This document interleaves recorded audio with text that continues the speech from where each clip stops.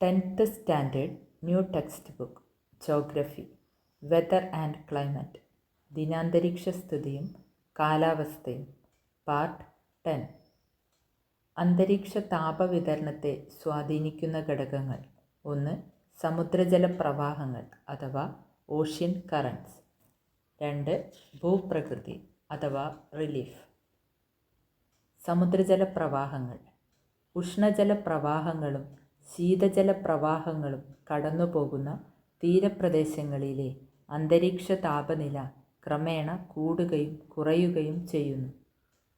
ഉദാഹരണത്തിന്, ഉഷ്ണജല പ്രവാഹമായ ഉത്തര അറ്റ്ലാന്റിക് യൂറോപ്പിൻ്റെ പടിഞ്ഞാറൻ പ്രദേശങ്ങൾക്ക് കൊടും തണുപ്പിൽ നിന്നും ആശ്വാസം നൽകുമ്പോൾ, അതേ അക്ഷാംശത്തിൽ സ്ഥിതി ചെയ്യുന്ന കാനഡയുടെ വടക്കുകിഴക്കൻ തീരങ്ങൾ ലബ്രഡോർ പ്രവാഹത്തിൻ്റെ സ്വാധീനത്താൽ മാസങ്ങളോളം തണുപ്പിൽ അമരുന്നു.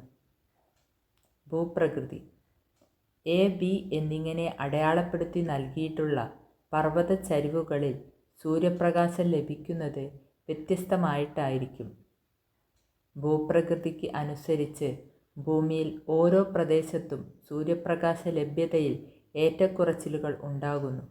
സൂര്യപ്രകാശ ലഭ്യതയിലെ ഈ വ്യത്യാസം സൂര്യന് അഭിമുഖമായ പർവ്വതച്ചരിവുകളിൽ താരതമ്യേന താപനില കൂടുന്നതിനും വിപരീത ചരിവുകളിൽ താപനില കുറയുന്നതിനും കാരണമാകുന്നു. ബാരോമീറ്റർ. അന്തരീക്ഷമർദ്ദം അളക്കുന്ന ഉപകരണമാണ് barometer. Mercury barometer, aneroid barometer തുടങ്ങി വിവിധ തരം ബാരോമീറ്ററുകൾ ഉണ്ട്. മെർക്കുറി ബാരോമീറ്ററിൽ ഭൗമോപരിതല ശരാശരി അന്തരീക്ഷമർദ്ദം 76 സെന്റിമീറ്ററായി രേഖപ്പെടുത്തുന്നു.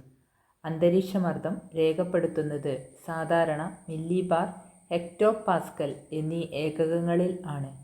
ഭൗമോപരിതല ശരാശരി മർദ്ദം 1013.2 MB അഥവാ HPA ആണ്.